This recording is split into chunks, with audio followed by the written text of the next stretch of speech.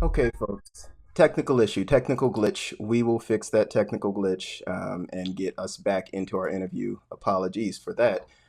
So we are back on the scene. I've got Jack. Oh, okay. We back on the scene. Well, I'd like to see Karen. She probably haven't reconnected yet. But Absolutely. Here we a go. little bit about what she was saying about how we initially started in 2017 was, like she said, she came back and she had this dream about growing food.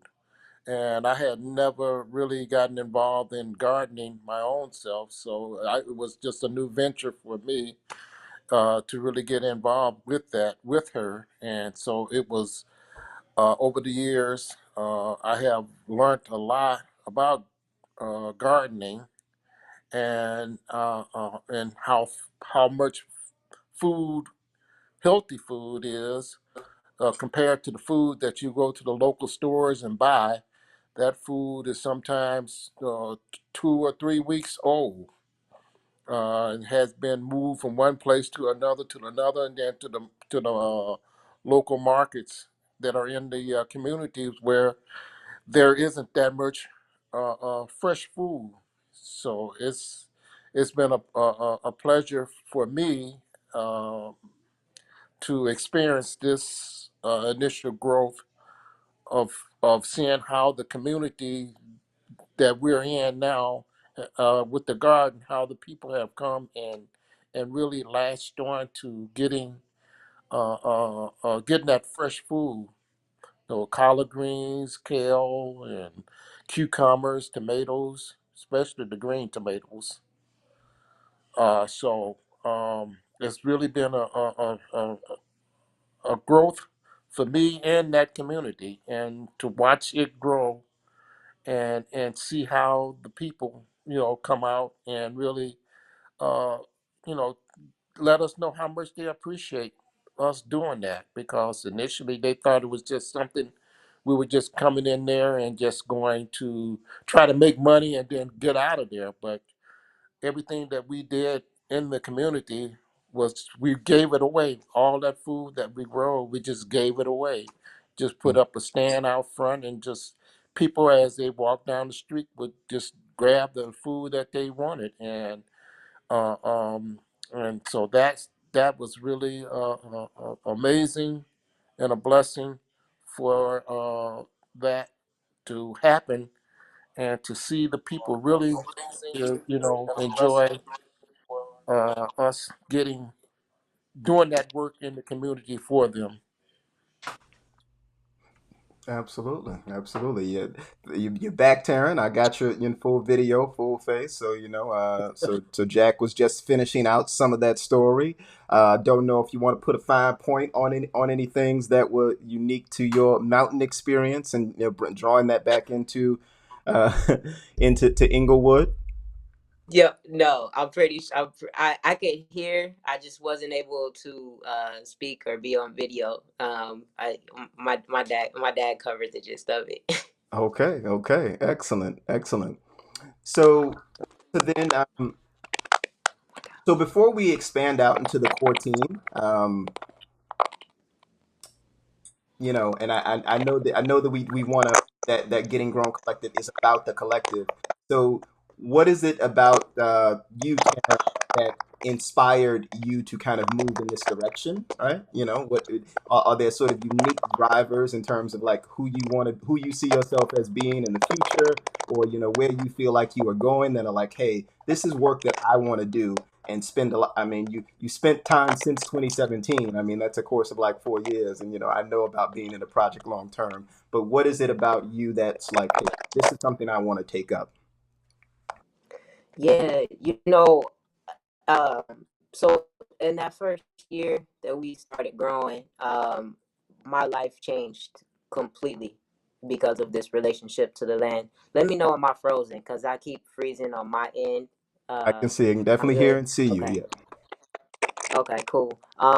But so yeah, I would say it it was a process of becoming familiar and in a relationship with the earth and the way that it that I have now, that I'm committed. Now I'm like, this is what I'm going to do. In 2017, it was like, I was striving to live a healthy lifestyle and wanted to incorporate that healthy lifestyle with my family and my community and the place where I came from. The garden that we first started was on the block that my mother grew up on. So it was a block that had very deep, rich culture and pride and love and just a history of taking care of each other, right? And kind of creating what is a solidarity economy, like back in the 60s when black folks were here and there was a strong dependence just on each other. And so I felt myself become very much involved with that conversation unexpectedly. I didn't know, I didn't jump into it thinking that I was really just like, let's see if we can do it. And then I learned how to do it, and then it was like, okay, let's share. Like, let's share everything that we're learning, because it's changing our lives. Like my dad was saying, he's learned so much. We've all been growing flowers. My mom's really into gardening and has been, but we had never been into food. And so that just shifted um, our realities. And I'm really into. I like to read, and I like to read a lot of Afrofuturistic things, a lot of post-apocalyptic things, and so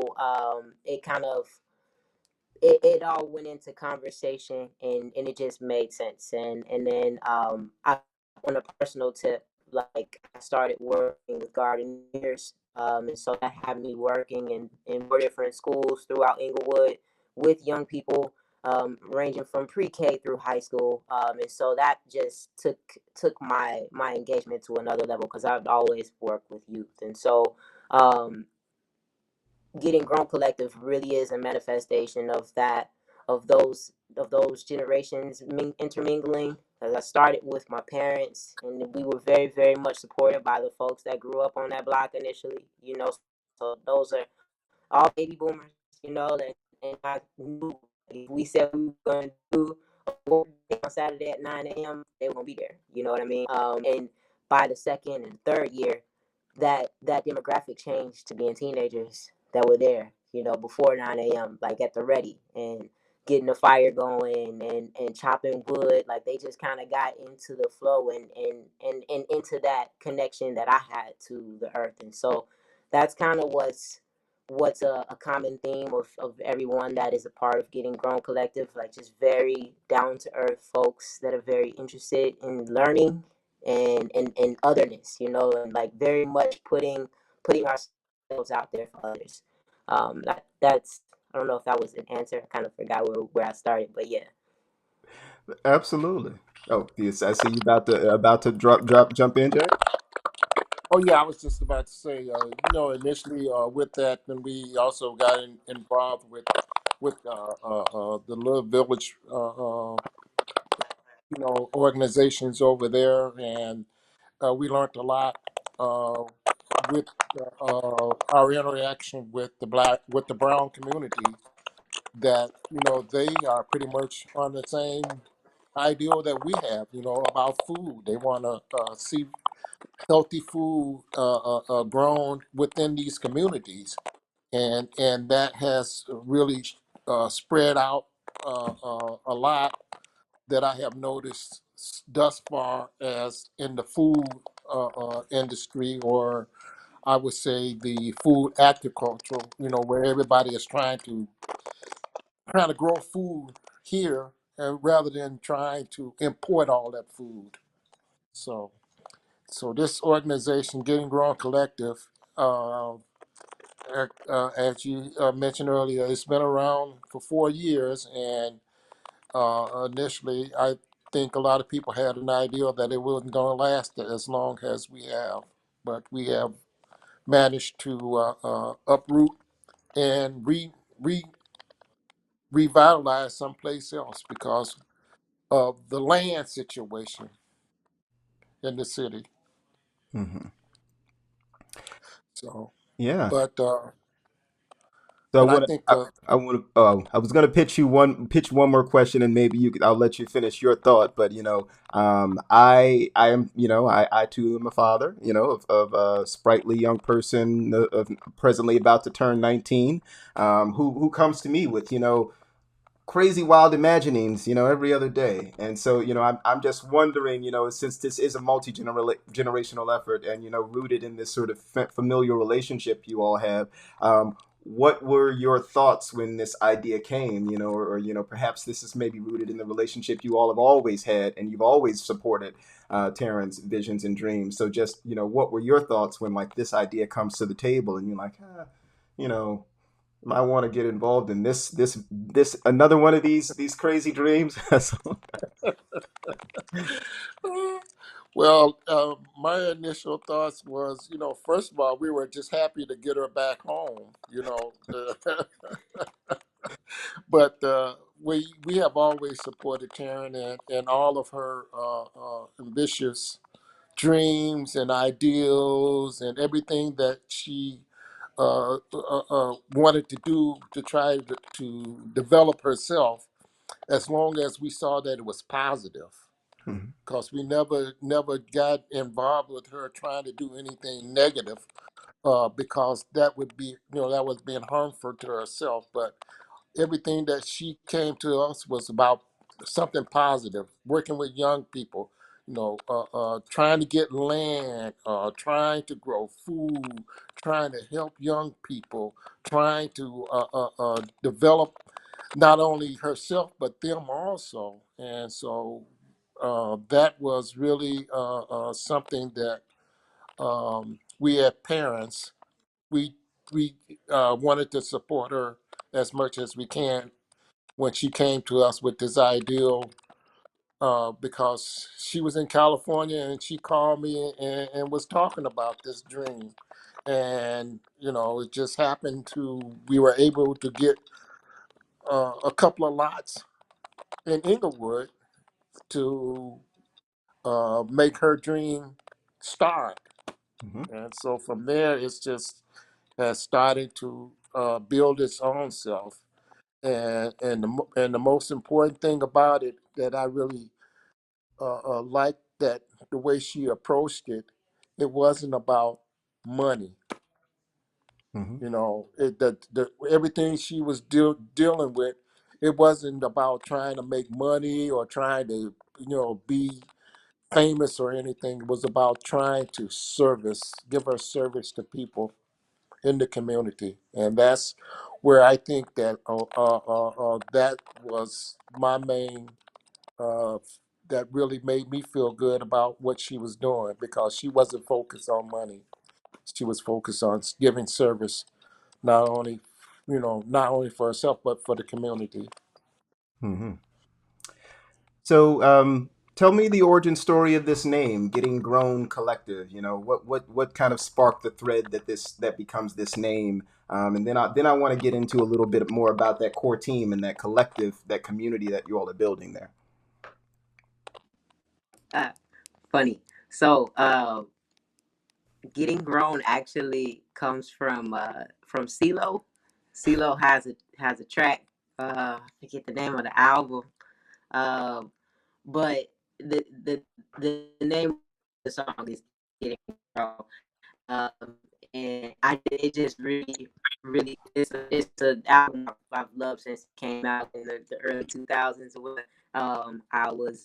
I was into it in 2017, and when we started to have conversations, it actually started out with like an email, like, I mean, Tech, you already know I was organizing in the cycling world, so I reached out to a lot of biking folks that I knew were in the gardening. Cynical was one person that I hit up initially, like off bat, like we trying to grow food, like what's up. And so it was a mighty thread of folks, and right off the bat, like just getting grown was the song. It just made so much sense, like because there's levels of growing up that everybody is constantly going through, and I didn't know at that time that my family was about to go through a very intense process of losing the matriarchs on both sides of our family. But that happened the first year that we started getting Collective, and it just, it was one of those moments where I had to literally grow up and support my parents through grief, through an unimaginable kind of circumstance, and the same time, I was growing up and they were growing up, and then we had young people that started off with us now that are, some of them are in college now. They started off in high school. Some of them are, they were pre-teens and now they're getting ready to graduate from high Yes. school. So all of this growth just happened while at the same time growing in a very literal sense of growing food. Yep, nobody's ever asked that, like where the name came from, but yeah, it's a CeeLo track. All right, all right. Yeah, you're right. Nobody ever. That's the first time somebody ever asked us, how do we come about with that Getting Grown Collective name? Yes, yes, yes. Yep. Well, as a Yeah, poet they and as an usually, artist, I appreciate, the sort of insight, and the little nuance that happens in those things. So, yeah, because some of the names of the gardens that we are involved with, the first one was the Elevator Garden. And folks would say, why y'all call it the Elevator Garden? And right where we had the garden in Englewood is the elevator tracks, hmm train. So the train will be going by, every day, sometimes all day. Folks will be looking right out the train window, right down into the garden. So we named that garden Elevator Garden. And so now we have our latest garden is Libation to the Ancestors. hmm And this uh, particular name came by because of all the generations of folks that lived on that block had made their transition. And so this is a way for us to honor them in some kind of way, in some sort of legacy to keep their uh, uh, uh, uh, their hopes and their dreams about the future alive, through us. hmm And so the ancestors to the libation is a garden, and it's a beautiful garden to it. And it's just, if you would see it, you wouldn't think that it's a garden because we have so many beautiful flowers and plants and stuff to give you a warm feeling. And that's how a garden should be. When you should be able to walk into it, not only to uh, uh, uh, uh, get the food, but to feel good about seeing the food grow.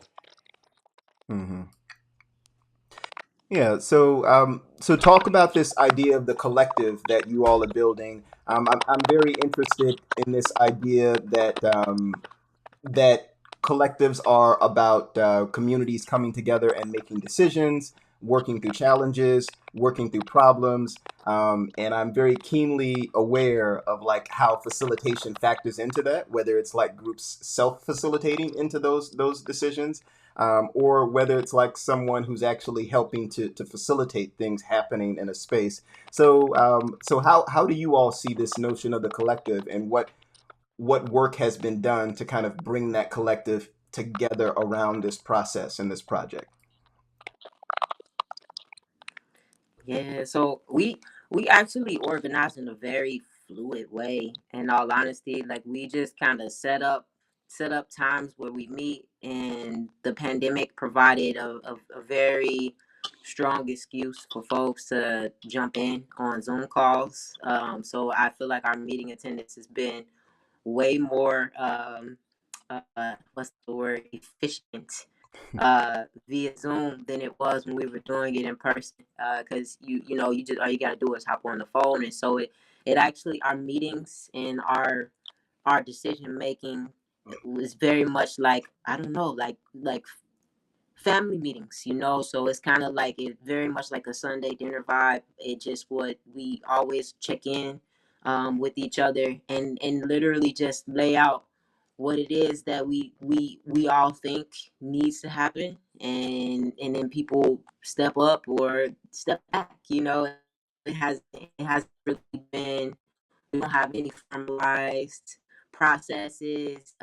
We haven't. I feel like it's something that we probably should consider doing at this, especially as we continue to evolve. But we've just been really open. You know, it's kind of like if you wanna, if you have the time and the capacity, and you see something that you would like to take initiative on, come on in. And if you lack capacity for 6 months or for a year, it is what it is. There's no pressure. And I think that's been a really kind of beautiful and also challenging aspect of how we function. Because like right now, I don't know if you know tech, but I just had a baby in May, and so I've been out of the game. And we're just, you know, it's like sometimes you can jump in and take the lead, and sometimes you can't. And sometimes you have the knowledge to do the things that you know needs to be done, and sometimes you don't. But the one thing that Getting Grown Collective has had going on steadily is the meal distributions and the grocery distribution since the pandemic began. And that's what's taken us to a whole nother level of collectivism, and linking up with organizations in a way that's 10 times more concrete than it had been the first 3 years Right. Yes, it that we has. were. Huh? No, I was just agreeing with you as far as the Farm Food Familiar project has, how that Yeah, has really boost the ideal of collaborating. You know, Mhm. get a lot of support from that project. So then I know that you've introduced that as one of the initiatives that you've worked on, but maybe just give folks a bit of background on what Farm Food Familiars is, and your role within that particular collaborative. for sure. Yeah, so Farm Food Familias uh is mutual aid program that was started by the Little Village Environmental Justice Organization, or AVEJO, and Getting Grown Collective as the lead organizers.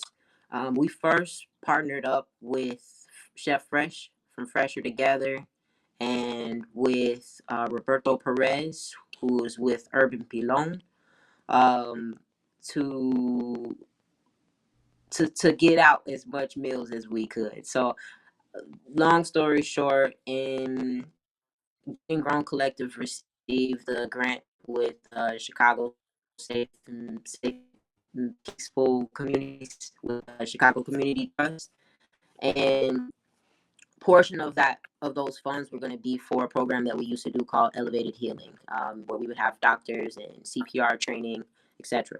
Obviously, all of that was on hold, and so we had those funds sitting in the account last year, and community expressing a need for food. And what Avejo and Getting Grown Collective came together to do, we took $7,000 that we had in the account, and we asked the chefs, you know, because the chefs, everybody experienced a shift in work and had to make adjustments right off the bat, right? But folks whose livelihood depended on people gathering, like chefs who work independently, we reached out to them like, we want to compensate you. This is how much we have to work with. How much can you all do a plate? And once we got those numbers, we were like, boom, let's start off with 50 meals. Let's do what we can do. And the response that we got and the support that we got from the community was insane. It was so like nobody was expecting that. We were just like, 7K, boom, let's do what we can do. You know, let's get this food out. I was working at Sweetwater at the time, and around a whole lot of food that was ready to be eaten at, you know, in March. And so like we weren't going to be having markets there. So my mind was spinning on how do we get food directly to people. We don't need to be having folks gather. How do we get it to them? And that's how Farm Food Familia started up. It was a conversation, and then a week later we tried it, and we haven't stopped since then. And that was May of 2020. And now we do 350 meals every week, and we've added in groceries. And we were doing groceries last year, but we were Last year getting also, dropped off yes. from Gourmet Gorilla. But now we do them, and we have a we get them from Midwest Foods, and then we also incorporate produce from local gardens. So that's where the farm is.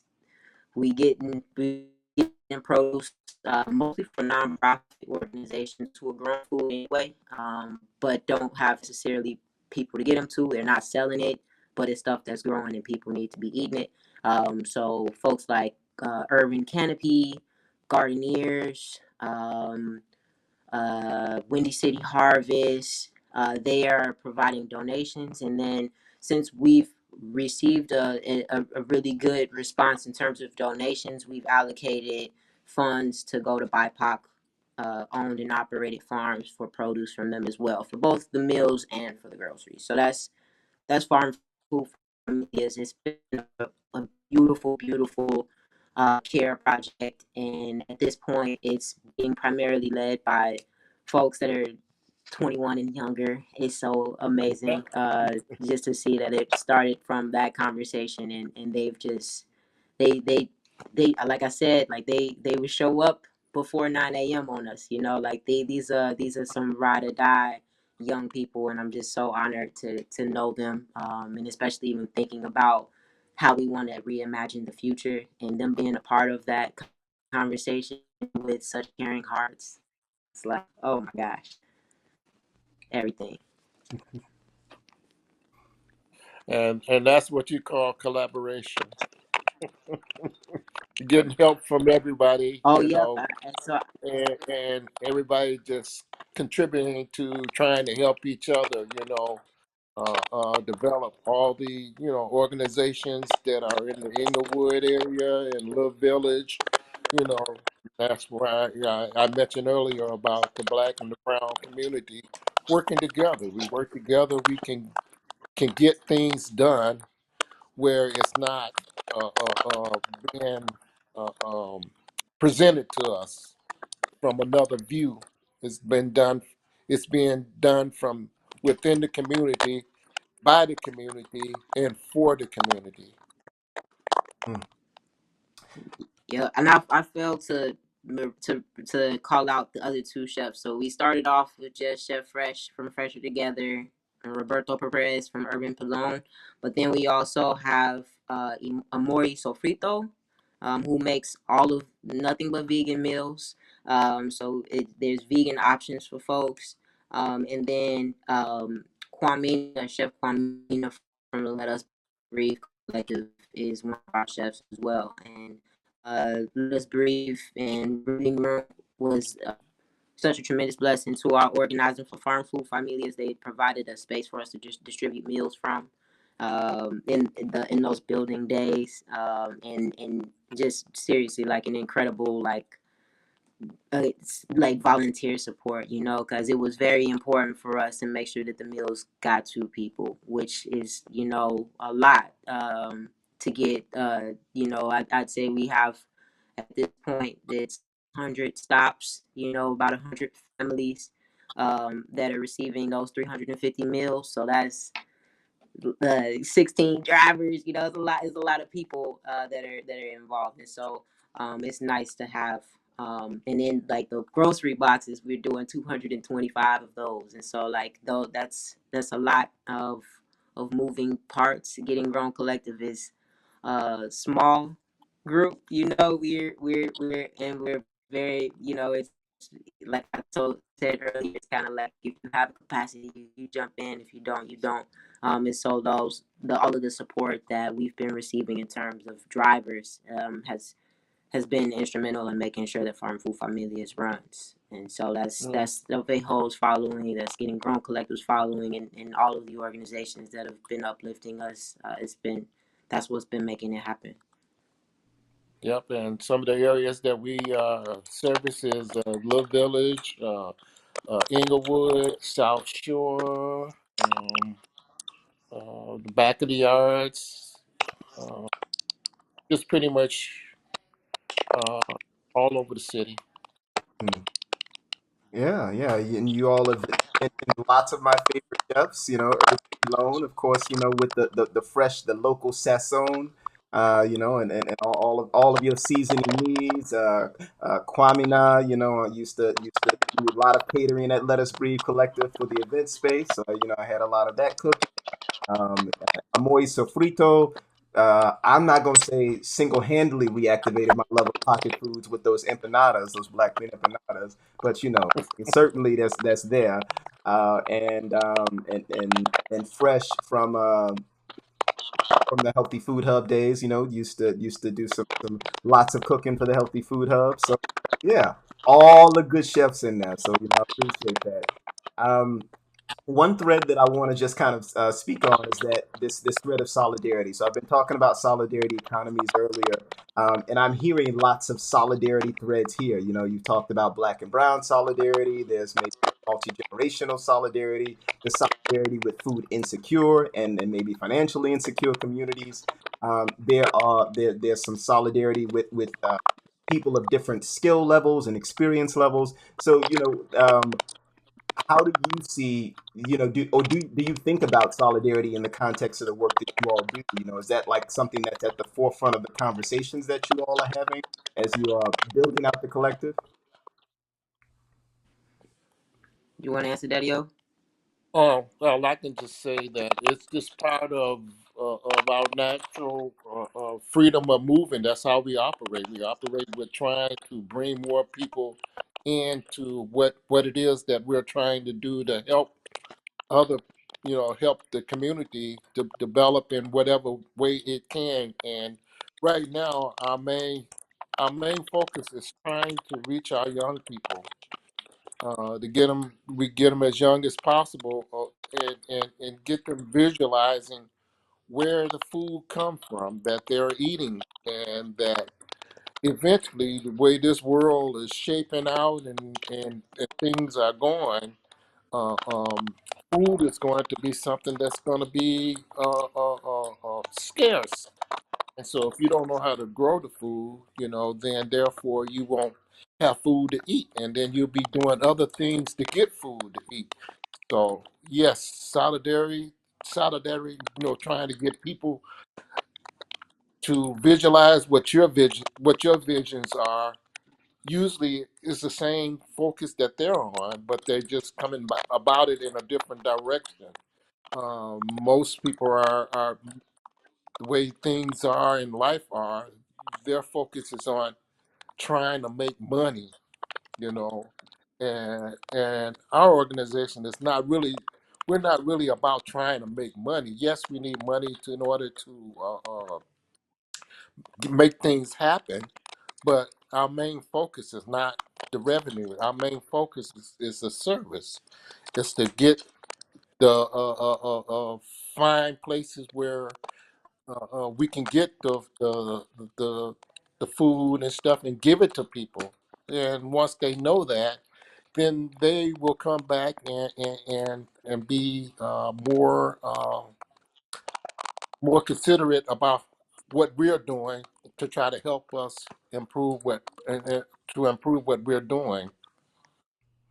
Because right now, when the young people that I interact with through the organization, I always tell them that, hey, uh, uh, things are totally different than the way they used to be.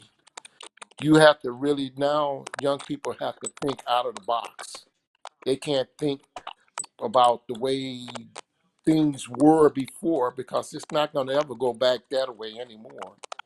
And you had mentioned earlier when you about jumping into the future, then coming back to the present.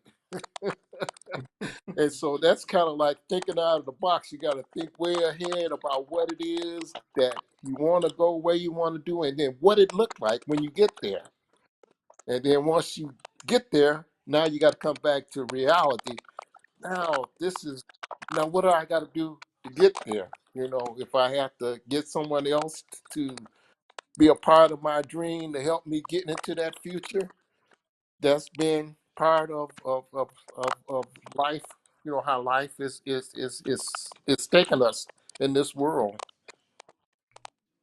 Uh, you Yeah, want like our you want our, to our add?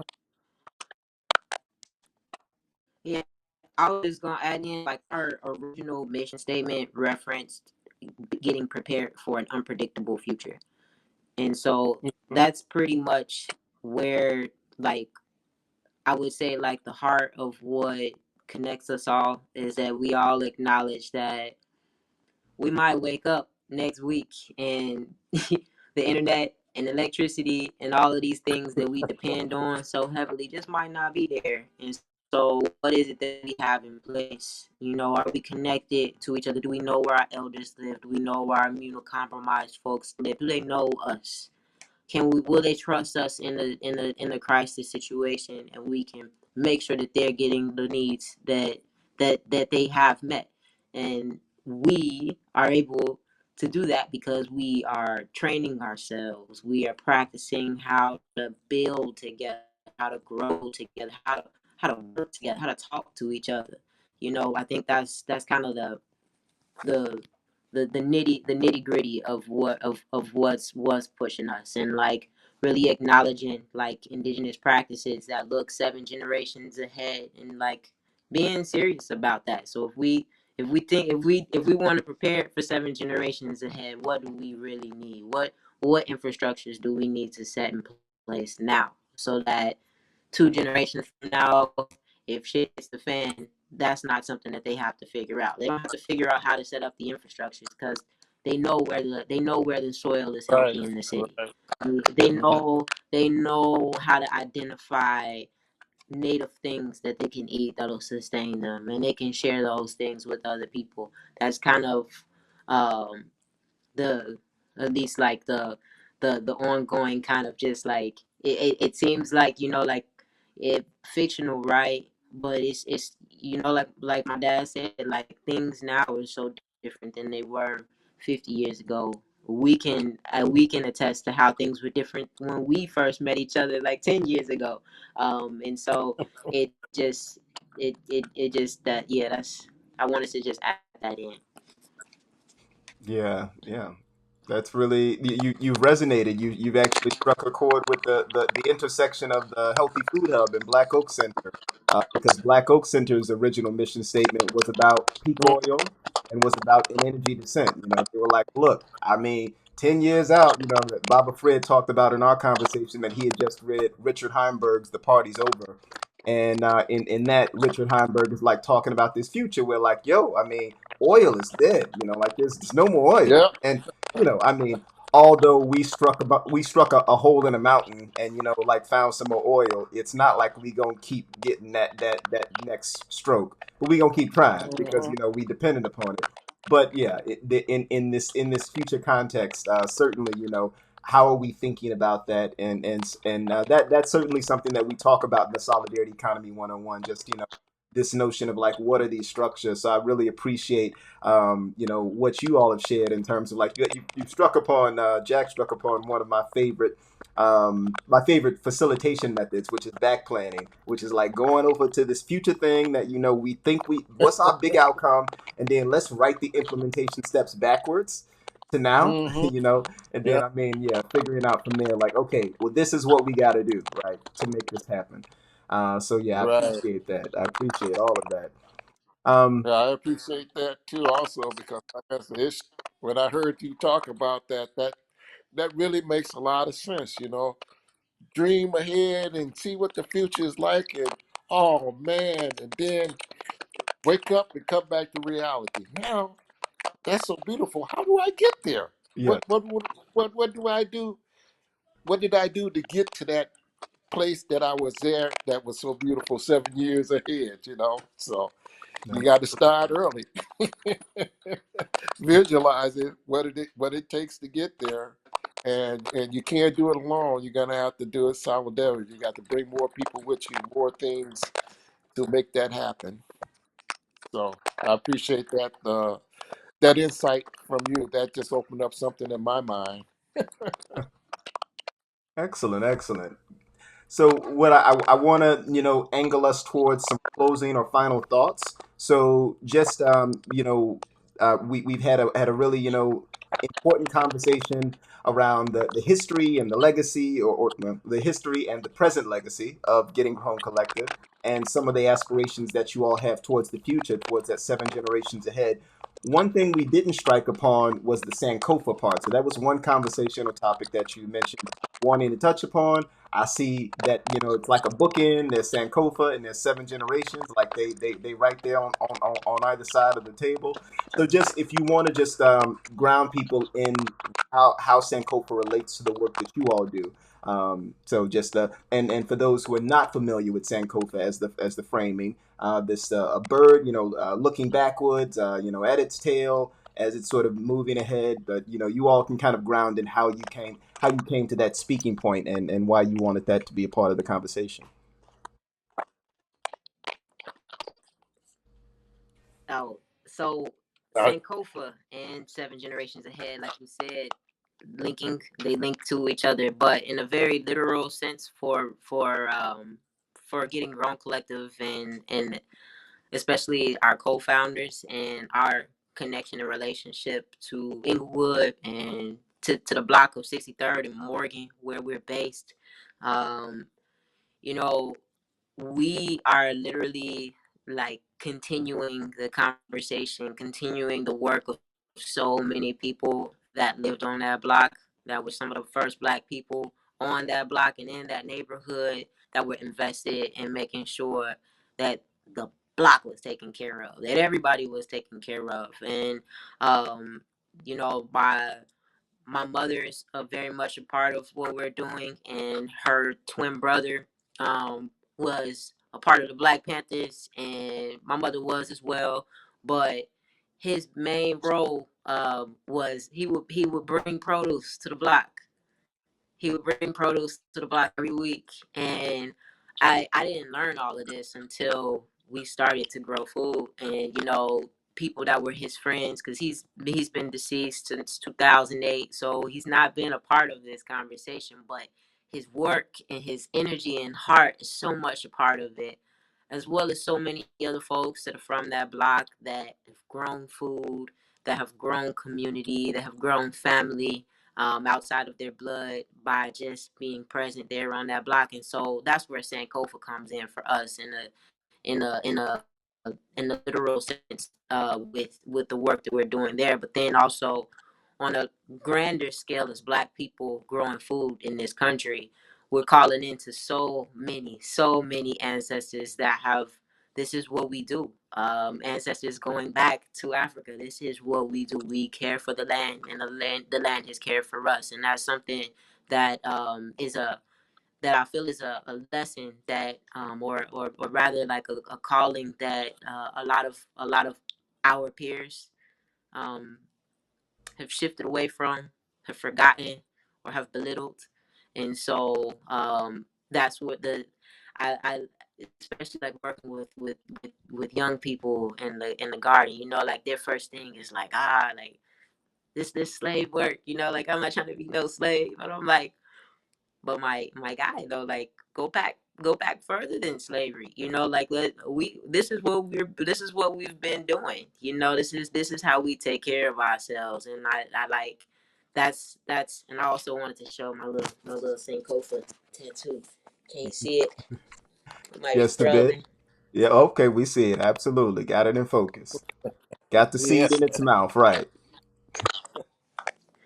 Yeah, so that's we have to look back, because nothing that we're doing is new.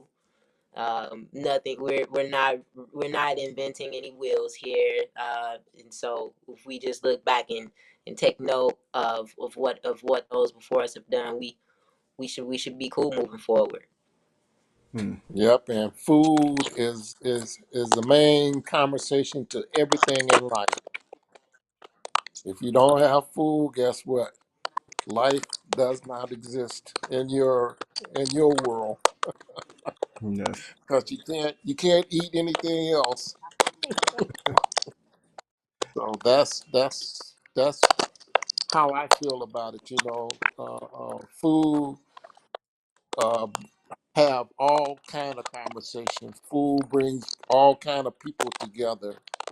So uh, uh, to actually see where the food comes from to these young kids is amazing. When I see these young kids watch, they plant this little seed and they watch this little seed just grow up into a great big old plant that produce tomatoes, cucumbers. It's just amazing to see the expression on their faces. But we gotta let our young people, develop in a way of knowing that's where the food come from. And as Taryn mentioned about uh, uh, uh, growing food, that has nothing to do with slavery. That has a lot to do with survival, Mhm. and that's where it's going to go for people that are in these concrete cities that we're living in, like Chicago, New York, California, all concrete, Mhm. and they basically depend on the food that comes from the land that's outside the concrete to feed yourself. Whereas if you can develop a way of growing the food within these concrete walls, you'll be able to survive because the concrete will survive. Yes, yes. So as we nudge towards the close, I first want to let folks know where to find you all. So I'm gonna just note this website information. You can check out Getting Grown Collective on the web at gettinggrowncollective.com. That's GettingGrownCollective.com. Gettinggrowncollective.com. Also on Instagram at Getting Grown Collective. So check them out on Instagram. And what else do you all want people to know? Let's bring out some call to actions. What do you want folks to get involved in terms of getting with the Getting Grown Collective? Yeah, so we have a site that we've been in the process of uh, collaboratively establishing with STEM Style on 60th and Princeton. Uh, we first connected with Tim, who is the lead there. He has 6 lots on the block, and we first met in 2018 and tried to get this project going, but it's a lot of work, and requires a lot of laborious support, and so we haven't fully geared up to it yet, but that is something that we're going to be jumping into to try to get it established, grow some crops for the fall for farm familias. So we're having work days on Mondays at 339 West 60th Street from 4 to 6 p.m. And then we'll also have work days at Libations to the Ancestors on 63rd and Morgan on Saturdays from 9 to 1. And if anyone out there is down and available to support with driving to deliver meals on Wednesdays from 5 to 7, or to deliver groceries on Fridays between 11 and 1, uh, reach out to us in any of those spaces that were referenced earlier. But Instagram is a sure way to reach out to us. But also our email address is getting grown GETTINGGROWN 2017 at gmail.com. That would be dope. But we're gonna have like a sign up sheet and everything that'll be posted on our social media accounts. That is it. Absolutely, absolutely, and that is Grown Collective. You see their website in the chat, so please make sure that you drop in and visit the website. Make sure that you get on that Instagram. Get with them on those volunteer days at STEM Style Garden, 60th and Princeton. Get with them on those meal deliveries on Wednesdays, 5 to 7 p.m. Get with them with the grocery delivery on Fridays, and that Saturday morning opportunity at 63rd and Morgan at Liberation Garden. I have heard solidarity. I have heard equity. I have heard participatory democracy and community engagement. I've heard sustainability, and I've heard pluralism. I've heard the entire pantheon of the solidarity economy. in the work that you all are doing. I really appreciate you all taking the time to have this conversation this evening.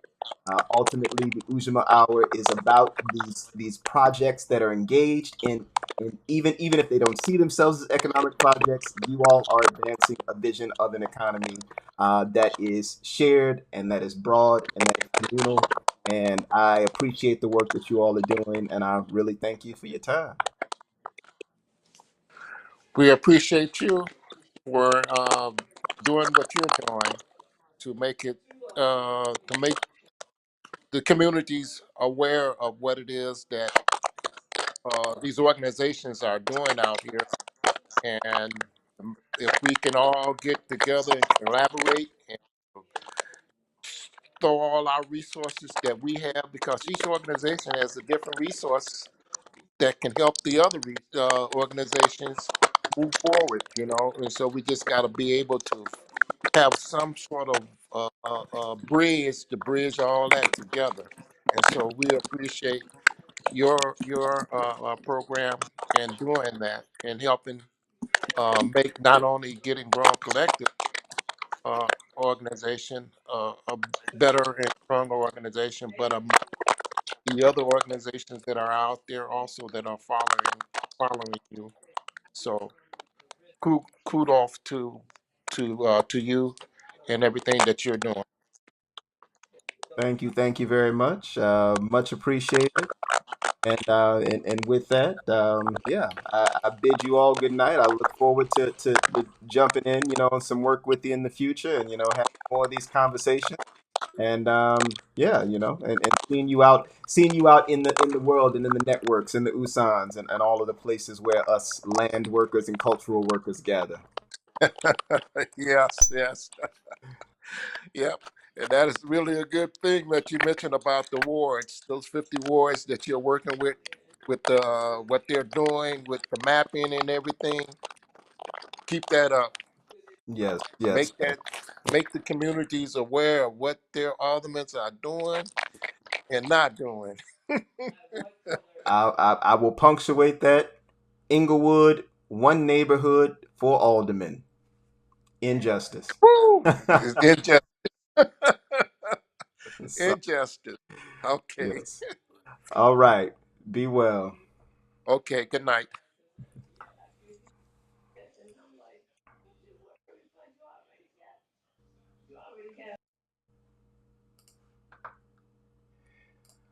Whew. All right, folks. That has been this edition of the Ujamaa Hour. Oh, why is that OEM here? Um,